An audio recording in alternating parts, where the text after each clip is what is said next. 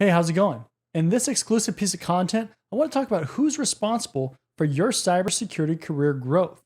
Now, this is a topic that comes up a lot, so I thought it'd be a good idea to go ahead and take some time to talk about this.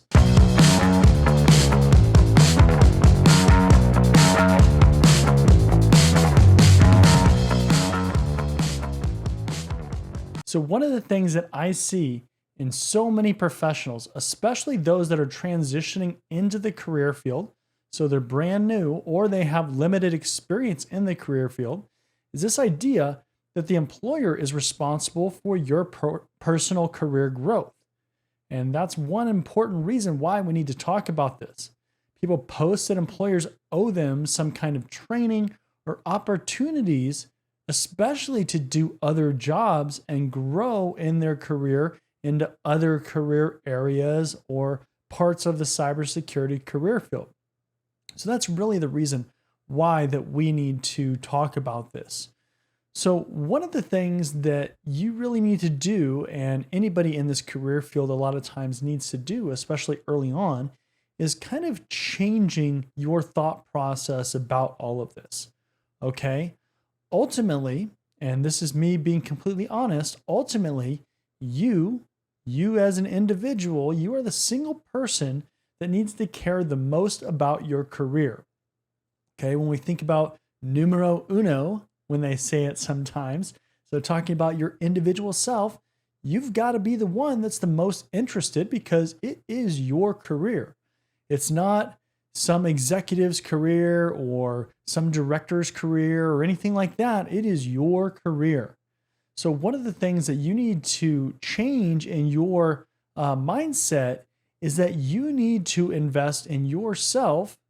And then any additional support that you get from an employer, whether that is training budget or additional opportunities, anything like that, any kind of support that's extra from them is a bonus. It's an extra benefit that you get for working at a specific company or knowing specific people and getting that advantage or that additional benefit, kind of that cherry on top, if you were baking a cake or something like that. And so it's a bonus, it's extra. But ultimately, remember, again, it is your career, so you have to be the one that is taking ownership of that.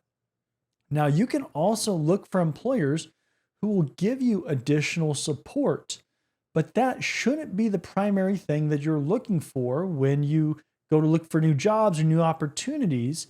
The reason being, and the primary reason why I've never done this, is because you can actually miss out on a lot of great opportunities if you put that restriction or that hurdle into place. So, for instance, if you're going to look for a job and you say, I will only go to employers that are going to give me a training budget, or I'm only going to go to employers that are going to give me X, right? You are putting hurdles in place for employers to meet. And if you're very strict with those, you're going to ignore or bypass certain opportunities that in reality might be a better opportunity for you in your career than other opportunities that may give you a slight training budget or give you something that's kind of immediate instant gratification instead of looking at the bigger picture. So this is so important. Again, I hear people say this all the time and have this mindset of reliance on their employer, and they absolutely are missing out on opportunities. So, how can you take ownership of your career? What are things that you can do to really take control of it and take ownership and accountability of your personal career? Well, it all begins with having a career plan. Okay, so what kind of job do you want? What kind of job do you want now? What kind of job do you want long term? All of those things matter because that shapes that plan and the decisions that you make, or at least it should.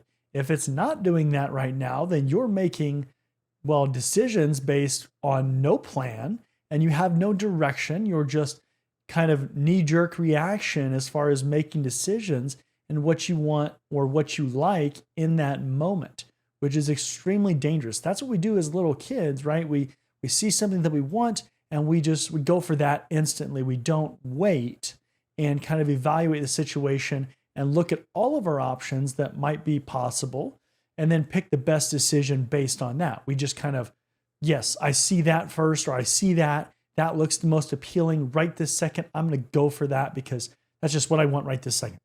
Instead of looking at all the options and saying, well, I may like that, but I see that this, although maybe that is not as ideal, especially in this current moment, that has much higher potential long term and will help me over the long run and give me a lot more than this kind of temporary fix in what I'm looking for. So, the kind of jobs that you want, that's really important. What kind of company do you want to work for? Do you want to work for a large company? Do you want to work for a small company? Do you want to work for a consulting firm? Do you want to work in a specific industry? Maybe you like the defense industry and you're in the United States or whatever country you're in. Maybe you like the financial industry. You want to work for a tech company. Whatever it is, what kind of company do you want to work for? That is very important because that will also shape the decisions that you make, the types of jobs that you go after. If you're talking about compliance frameworks as an example, what kind of compliance frameworks that you look at, what kind of tools or technologies that you look at or look for or look to learn.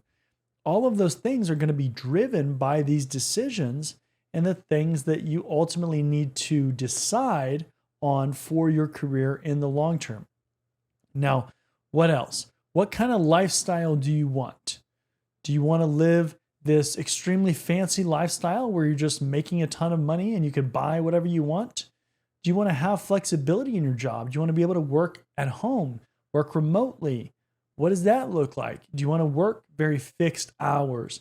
So maybe you want to work a shift schedule. So you want to work overnight shift, or you want to work the standard kind of 8 to 4, 8 to 5, 9 to 5, something like that. Do you want to be able to come in later in the morning? Maybe you don't come in at 8 or 9. Maybe you come in at 10, 11, 12. All of these things are going to shape your career, and that's part of taking ownership in it.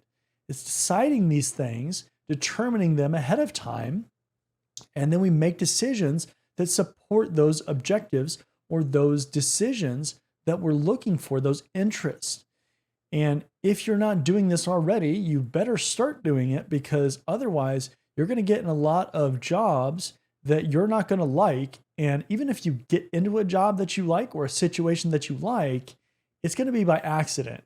And you're going to have gotten really lucky in that kind of situation because you didn't think of a plan. You didn't have any kind of forward thinking based on all the information that you know or all the information out there, any research, anything like that. You're just going to make, again, knee-jerk reactions or decisions, and that's going to lead you down some path which you probably won't end up liking, but you're going to find yourself in that situation, and you're just probably going to be like, all right, well, I guess this is just where I am because of the decisions that I made, because it's going to be too hard to change your path at that point. So those are really, really important questions that you have to ask yourself. Now, once you know where you want to be, you got to figure out how to get there. Again, I kind of alluded to this earlier, but you have to kind of connect the dots in a sense. So if you know the starting point, right? If this is a race, we're saying I'm starting here and I know this is the finish line, okay? So we have these 2 points. How do we get there in this in between? What do we need to do in order to get there? Now, I want you to think about how you can do all of this stuff without the support of an employer. That is the first step, because worst case scenario, if you don't have the support of an employer or anything like that, this is going to be the most comprehensive kind of plan, and it's going to give you the most information about what you need without considering any of those variables of an employer and whether they support you, whether they don't support you, anything like that. You're going to have the full plan and know what to do exactly as you're going through and you're trying to reach that finish line. Then, after you've done that, I want you to consider alternative situations. Okay, so alternates when an employer is actually supporting you and how that changes things.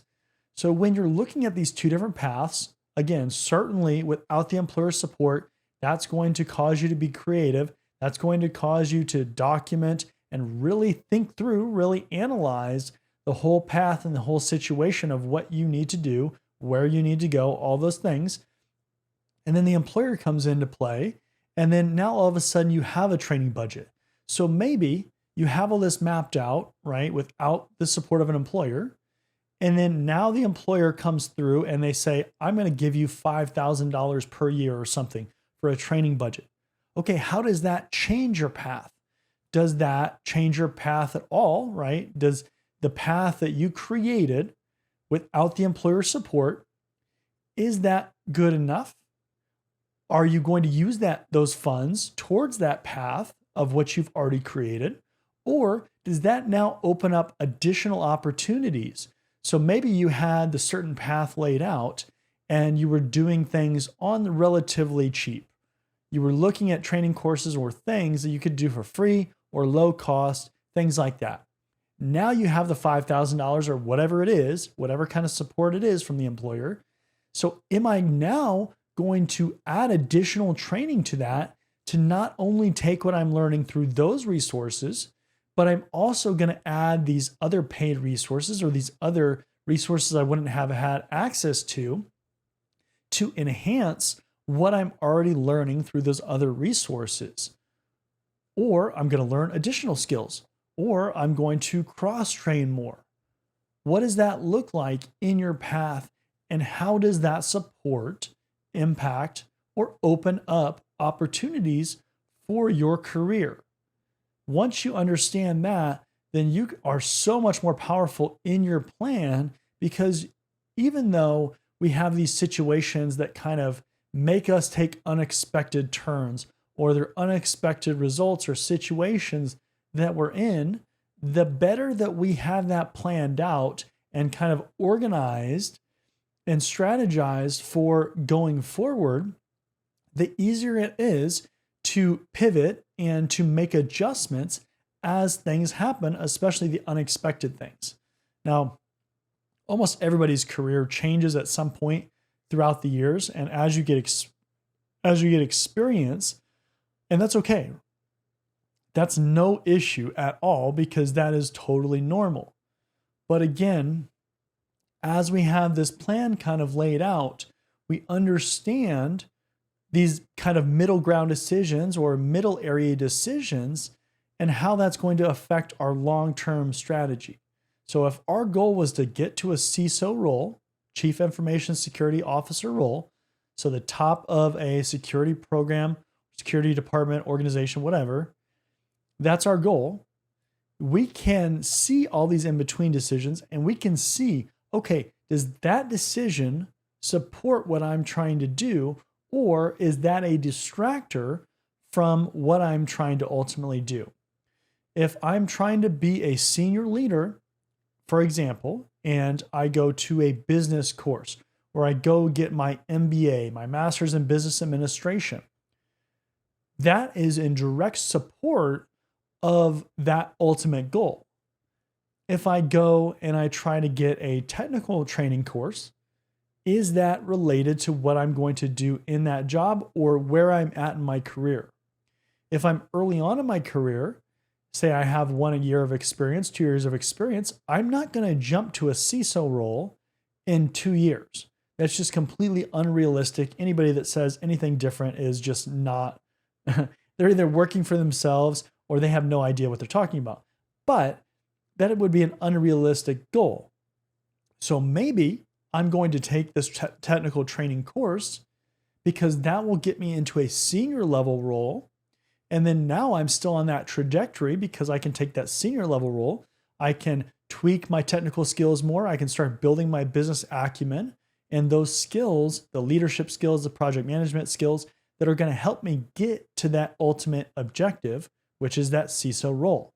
So you can see how all of this stuff and planning this out really allows you to take ownership of your career and really allows you to strategize and see the map of your career, right? That career roadmap of where you're going to go and how you're going to get there. If you don't map it out, your career is going to be so sporadic and chaotic that you're not going to you're going to have it's like a road. If you have all these like weird turns and like, things that you end up going in a roundabout and like all of these weird kind of paths that you're taking, instead of having a relatively straight path, even though you are going to have these adjustments that happen and you're going to take this path over that path and you're going to have these different kind of roads that you go down. But ultimately, think of this too. It's like in a when they put the rats or whatever in the rat race and like the box with the different turns, you're not going to keep hitting these dead ends. You're going to still follow the path to the end goal, to that finish line. So that is so important. I cannot stress this enough. Now, employers can limit your growth. Think about that for a second. Okay. This might be the first time that you're hearing this, but employers can limit your growth. That is a fact. It is truth. Absolutely. Why?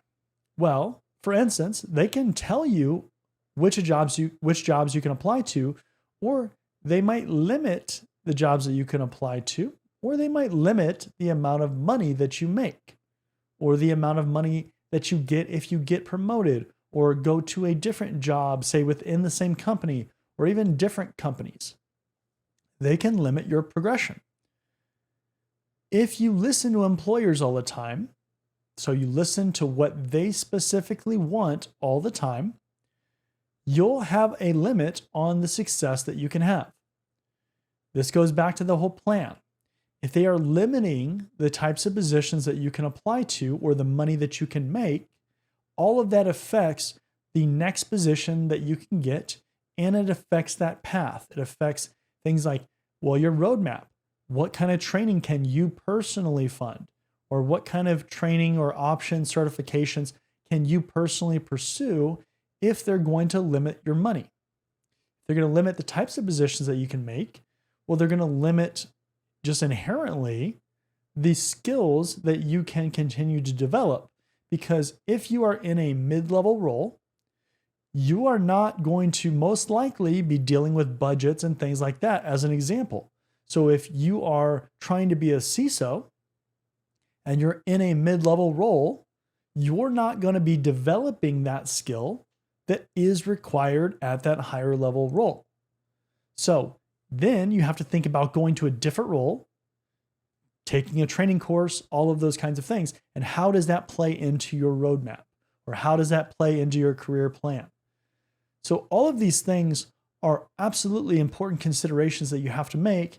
And you have to take ownership of your career. You have to plan it out. You have to adjust it over time as things happen and as you take certain paths versus other paths, and decide which way that you're going to go and how you can leverage whatever you're doing or whatever that next decision is into getting you to that final result, that finish line. So again, if you want to be a CISO, what are the in-between steps? Because you know you're here, wherever that is, and here's a CISO role, or whichever roles that you want to put in here. What are these steps that are kind of in between that are supposed to lead you to that end result? If you can strategize that, and the better that you can strategize that, the better off you're going to be in your career, the better idea you'll have as far as how your career is going to play out. And you'll just appear as a more confident professional, a more proficient and competent professional, because you understand the skills and the knowledge that you need to acquire. Over time, of course, you're going to develop that, and you're going to understand better and better and better the things that you need to do. But you'll be able to take ownership of that, and employers will love that. That will just inherently help you climb the ladder, because a manager who is hiring a position that you interview for or apply to, they're going to say, wow, this person knows what they are doing. You know what you're doing. You know what your plan is. I can build that plan into my plan for my team, and I can adjust things so we can grow together, we can develop together, and get you to where you want to be. So I cannot stress that enough. It's one thing that people don't think enough about in their career, especially early on. They kind of just make random decisions that seem okay. But if you can do that and you can do it well, then you're going to be way ahead of so many professionals and you're going to be in such a better spot. So, with that being said, I want to wrap this one up. I hope this has been informational for you and helped you learn about some of the things that you need to do as far as taking ownership of your career. And with that being said, I'll see you in the next one. See you later.